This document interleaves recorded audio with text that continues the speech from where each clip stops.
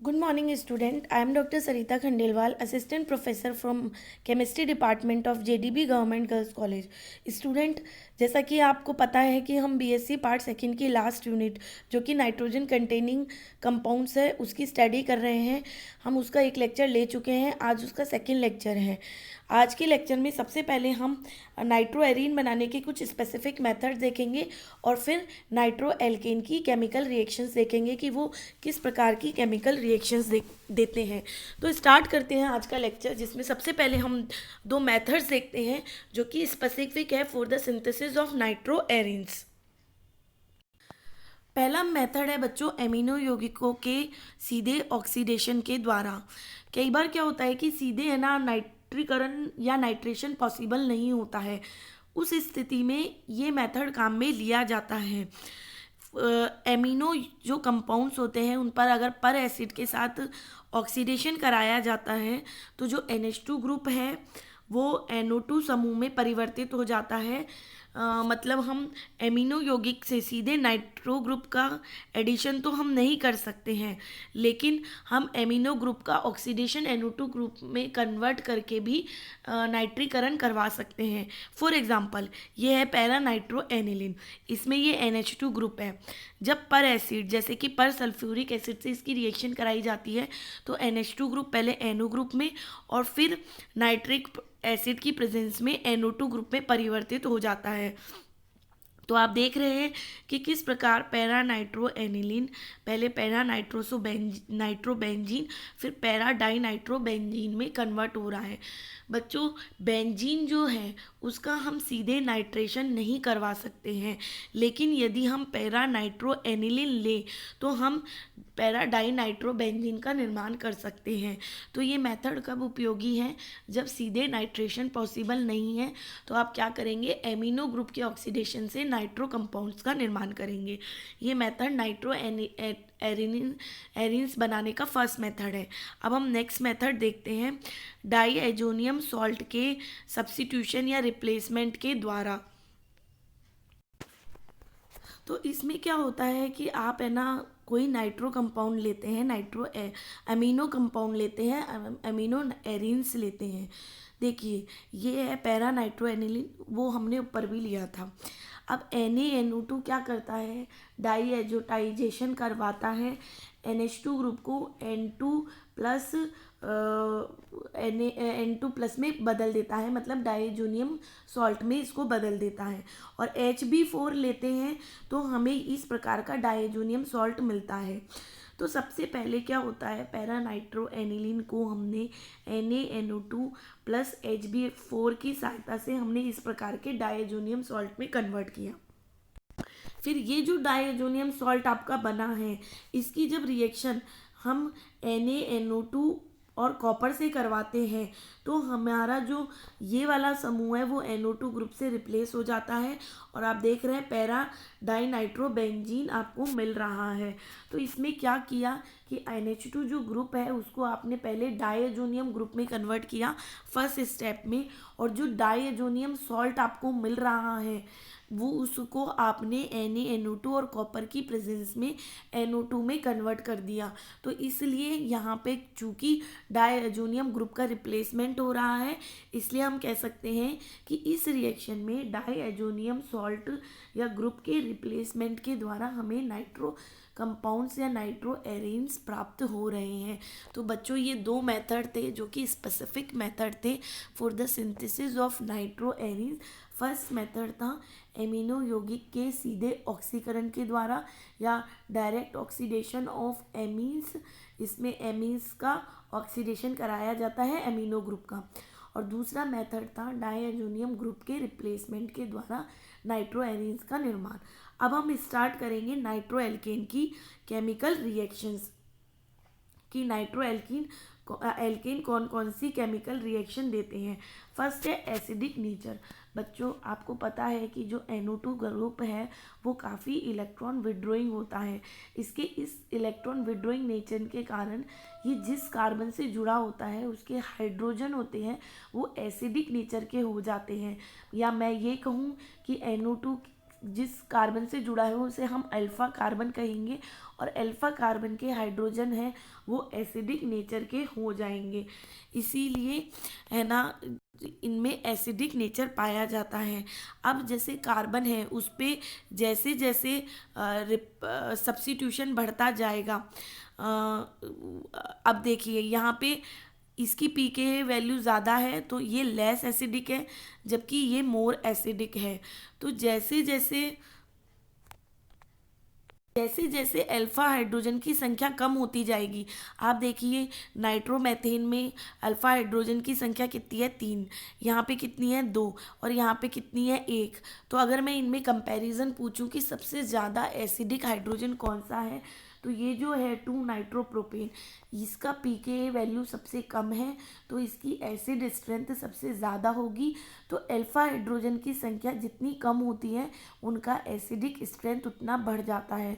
तो आपको दो चीज़ें यहाँ पे समझ में आई एसिडिक नेचर में, जिसमें फर्स्ट ये है कि जो अल्फा कार्बन से जुड़े हाइड्रोजन होते हैं वो एसिडिक नेचर के होते हैं। अगर उनमें मैं कंपैरिजन करूँ तो जैसे जैसे अल्फा हाइड्रोजन की संख्या कम होती है एसिडिक स्ट्रेंथ बढ़ जाती है। और ठीक है बच्चों, इस और ये चीज़ भी देखने में आई कि अल्फा हाइड्रोजन परमाणु युक्त नाइट्रो एल्केन में टोटोमरिज्म भी पाई जाती है। आप यहाँ पे देख रहे हैं कि ये टोटोमेरिज्म हो रही है, ठीक है, तो ये टोटोमेरिज्म भी पाई जाती है। तो बच्चों ये तो देख लिया आपने एसिडिक नेचर। बच्चों ये एक बहुत बड़ी चीज़ है कि इसमें NO2 के कारण नेगेटिव इलेक्ट्रोनेगेटिव उसके कारण अल्फा हाइड्रोजन एसिडिक नेचर का हो जाता है। साथ ही आपको एसिडिक स्ट्रेंथ देखनी हो तो आप ये देखते हैं कि H+ निकलने के बाद जो आपका एनायन बचा वो रेजोनेंस से स्टेबलाइज्ड है कि नहीं है। नाइट्रो एल्केन में वो रेजोनेंस से स्टेबलाइज हो जाते हैं। जैसे ये नाइट्रोमेथेन है, इसमें अगर अल्फा हाइड्रोजन निकाल दें तो ये रेजोनेंस पाया जा रहा है और इससे ये स्टेबलाइज्ड हो रहे हैं। तो इन दोनों कारणों से ही नाइट्रो एल्केन एसिडिक बिहेवियर दिखाते हैं। ये जो ऐसी नाइट्रोमीथेन है ये क्या होता है, नाभिक स्नेही और इलेक्ट्रॉन स्नेही दोनों की तरह व्यवहार करता है और दो प्रकार की अभिक्रिया दिखाते हैं। एक प्रकार की अभिक्रिया वे होती है जिसमें ये न्यूक्लियोफाइल की तरह व्यवहार करता है, और एक प्रकार की अभिक्रियाएं होती है जिसमें कि ये इलेक्ट्रोफाइल की तरह व्यवहार करता है। सबसे पहले हम देखते हैं जिसमें ये न्यूक्लियोफाइल की तरह व्यवहार कर रहा है। बच्चों अगर कार्बन से H+ को ले जाएंगे तो कार्बन पे क्या आ जाएगा, नेगेटिव चार्ज, और इस नेगेटिव चार्ज की वजह से ये न्यूक्लियोफाइल की तरह व्यवहार करता है। आप देखिए ये रिएक्शन, ये एल्डिहाइड है, आपको पता है एल्डिहाइड न्यूक्लियोफिलिक एडिशन रिएक्शन देते हैं।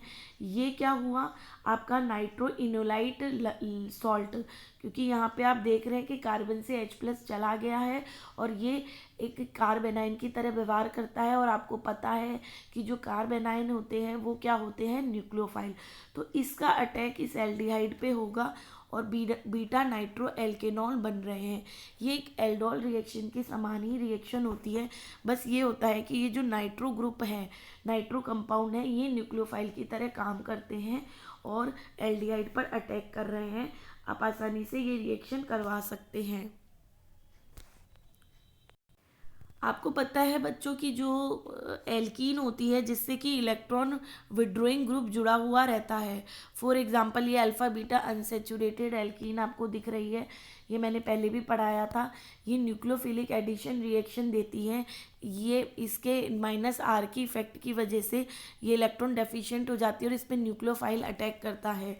तो ये इलेक्ट्रोफिलिक एल्कीन, तो आपसे कोई पूछा जाए कि इलेक्ट्रोफिलिक एल्कीन कौन सी होती है तो आप बताएंगे कि जो एल्कीन होता है अगर उससे कोई इलेक्ट्रॉन विड्रॉइंग ग्रुप जुड़ा रहता है तो वो इलेक्ट्रोफिलिक एल्कीन होती है। इसके साथ भी अगर इसकी रिएक्शन कराई जाए तो माइकल एडिशन प्रकार का कंडेंसेशन होता है और आपको ये प्रोडक्ट मिल जाएगा। ये आप देख रहे हैं, ये बच्चों सिंगल बॉन्ड है और ये डबल बॉन्ड है, ठीक है। तो यही न्यूक्लियोफाइल की तरह काम करेगा और इस न्यूक्लियोफाइल का इस एल्कीन पर अटैक होगा और आपको ये फाइनल प्रोडक्ट मिल जाएगा। तो तो आपने देखा कि ये इन दोनों ऊपर जो दोनों रिएक्शन दिखाई गई है, इसमें जो नाइट्रो कंपाउंड है वो न्यूक्लियोफाइल की तरह काम कर रहे हैं।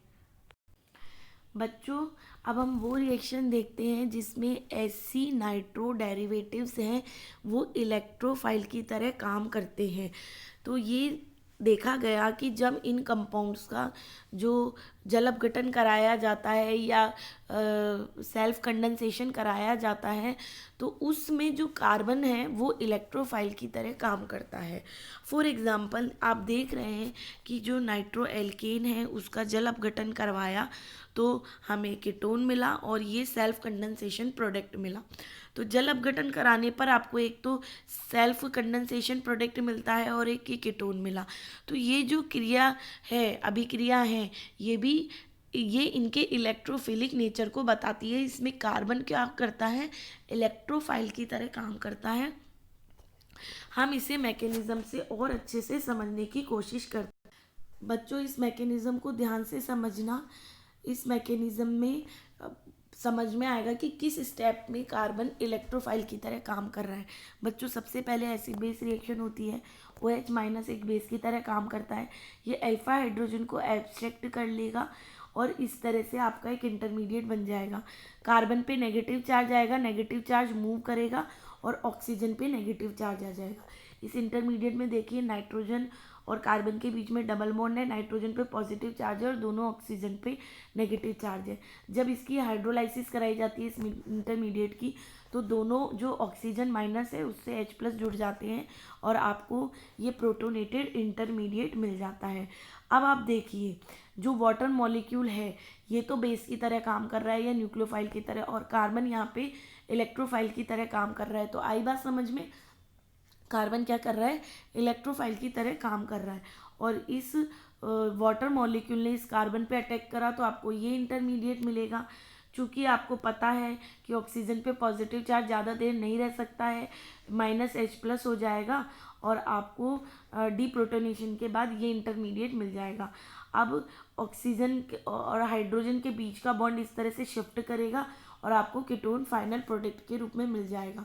तो बच्चों, इस मैकेनिज्म में आपको समझ में आया कि ये जो स्टेप है, इस स्टेप में कार्बन इलेक्ट्रोफाइल की तरह काम कर रहा है।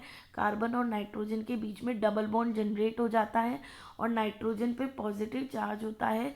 इस वजह से कार्बन इलेक्ट्रोफाइल की तरह बिहेव करने लग जाता है और जो वाटर मॉलिक्यूल है वो न्यूक्लियोफाइल की तरह अटैक करता है कार्बन के इलेक्ट्रोफिलिक सेंटर पे। तो आपने देखा कि इस रिएक्शन में जो ऐसी नाइट्रो कंपाउंड्स है उसका जो कार्बन है वो इलेक्ट्रोफाइल की तरह काम कर रहा है। तो बच्चों, आपने अभी तक जो देखा वो देखा कि जो नाइट्रो एल्केन होते हैं वो एसिडिक नेचर के होते हैं।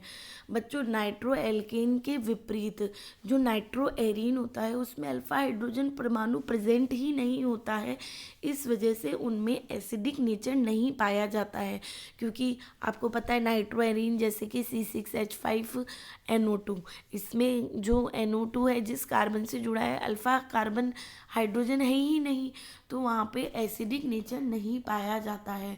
लेकिन एक अगर बेंजीन वाले पे बहुत सारे नाइट्रो ग्रुप जुड़े हुए हैं तो क्या होता है, आपको पता है नाइट्रो ग्रुप होते हैं वो इलेक्ट्रॉन विड्रॉइंग नेचर के होते हैं और ये नाइट्रो ग्रुप जो बेंजीन रिंग है उसको काफ़ी इलेक्ट्रॉन डेफिशिएंट कर देते हैं। इस वजह से इलेक्ट्रॉन न्यून बना देते हैं, इलेक्ट्रॉन डेफिशिएंट बना देते हैं।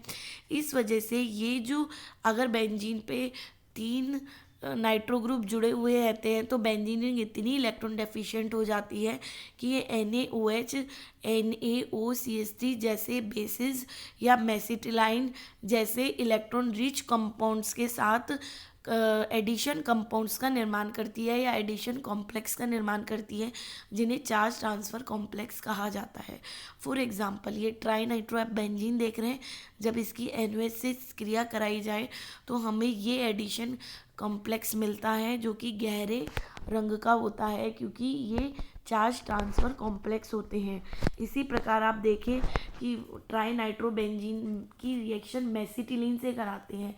मेसिटिलीन भी काफ़ी इलेक्ट्रॉन रिच है और चूँकि आप देख रहे हैं ट्राई नाइट्रो बेंजीन काफ़ी इलेक्ट्रॉन डेफिशिएंट होती है, तो इनके बीच में भी एक एडिशन कंपाउंड का निर्माण होता है जिसमें कि जो ट्राइनाइट्रोबेंजीन है वो एक्सेप्टर का काम करता है और जो मेसिटिलीन है वो डोनर का काम करती है और चार्ज ट्रांसफ़र कॉम्प्लेक्स का निर्माण होता है।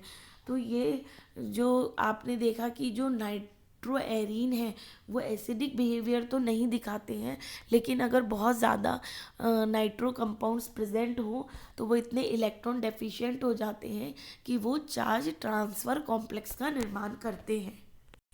तो बच्चों, आज के लेक्चर में हमने देखा, सबसे पहले दो स्पेसिफिक मेथड्स देखे फॉर द सिंथेसिस ऑफ नाइट्रोएरीन्स, फिर हमने स्टार्ट की केमिकल रिएक्शन ऑफ नाइट्रोएल्कीन, जिसमें आज हमने सिर्फ एक केमिकल रिएक्शन पढ़ी जो कि था acidic behaviour of nitro compounds या नाइट्रोएल्कीन, क्योंकि आपको पता है कि नाइट्रोएरीन्स एसिडिक बिहेवियर नहीं शो करते हैं। बच्चों, जो रिमेनिंग रिएक्शंस है नाइट्रो एल्कीन्स की वो हम नेक्स्ट लेक्चर में लेंगे। आज के लेक्चर को हम यही ख़त्म करते हैं। Thank you so much students. आप इस चीज़ को हाथ की हाथ रिवाइज करते रहा करिए, जिससे कि आपका पूरा टॉपिक तैयार हो जाए।